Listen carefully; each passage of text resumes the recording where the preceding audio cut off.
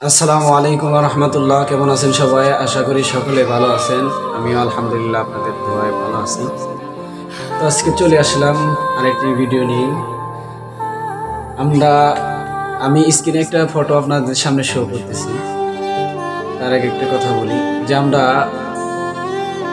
মাঝে আমাদের পিতামাতা যে আমাদের জন্য কতটা গুরুত্বপূর্ণ একটা জিনিস বা কত একটা আল্লাহর নিয়ামত, সেই জিনিসটা আমরা বুঝি না বা বুঝতে চেষ্টাও করি না যে পিতামাতা আমাদের জন্য একটা বিশাল বড় একটা রহমত।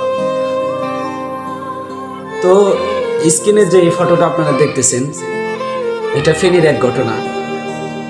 তো পিতা মাতা যে সন্তানের জন্য জীবন দিতে পারে এবং যদি নিঃস্বার্থ কোনো স্বার্থ ছাড়া যদি কেউ ভালোবাসে, সেটা হলো আপনার পিতা এবং মাতা, পিতা মাতা, যেটাকে আমরা মা বাবা বলি। তো ফেনীর এই ঘটনাটা, ফেনীতে ভয়াবহ বন্যার পরিস্থিতি যে খারাপ হয়েছিল এই বিষয়টা আমরা সকলেই জানি। তো এই বন্যার কারণে কিছু মানুষ নিখোঁজ হয়েছে, সেখানে মানুষ খুঁজে পাচ্ছে না, তাদের দেখা সাক্ষাৎ মিলতেছে না। কিছু কিছু লাশও আবার বের হইতেছে জায়গায় জায়গায় থেকে। তো একটা লাশ, মানুষ খুঁজতে খুঁজতে একটা লাশ পড়ছে। এই স্ক্রিনে দেখতেছেন যে মা এবং শিশু দুইজন একসাথে মৃত্যুবরণ করছে।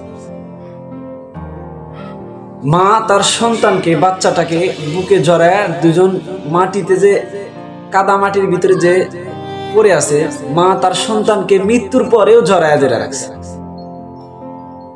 এই ফটোটা বর্তমানে শত শত মানুষের চোখে জল আনছে। আমি পুরো ঘটনাটা পড়ার পরে আমি নিজেও আমার চোখে জল আসছে। যে মা, সে তো চাইলে সে সাঁতরিয়ে বা কোনো একটা উপায়ে সে চাইলে বাচ্চাটাকে ছেড়ে সে উঠে আসতে পারে, কিন্তু সন্তানের প্রতি মায়া করে ছোট্ট ওই বাচ্চাটাকে সে ছাড়ে না।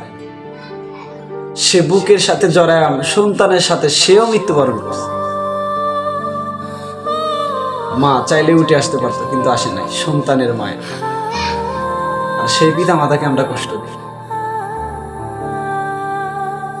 তো আমাদের উচিত আমাদের পিতা মাতা যারা আমাদেরকে নিঃস্বার্থ ভালোবাসে, আমরা তাদের জন্য কিছুই করি না, অথচ সামান্য 2-3 দিনের সম্পর্কের কারণে আমরা অনেক ছেলেরা আছি যে আমরা শেষ পর্যন্ত নিজের ছেলে মেয়ে আছে যারা জীবন দিয়ে দেয়।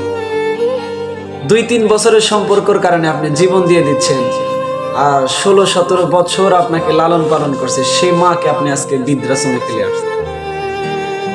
তো সেই জন্য আমাদের সন্তানদের উচিত আমাদের পিতামাতার কদর করা, আমরা পিতামাতার সেবা করব, কারণ পৃথিবীতে একমাত্র নিঃস্বার্থ ভালোবাসা সেটা আমার আপনার বাবা মা আমাকে আপনাকে। সেই জন্য আমরা পিতামাতার সেবা করব, যতদিন বেঁচে আছে সেটাকে বিশাল বড় নিয়ামত মনে করব। তো এই ছিল আজকের ভিডিও। সকলে ভালো থাকবেন, সুস্থ থাকবেন, বিদায় নিচ্ছি। আসসালামু আলাইকুম।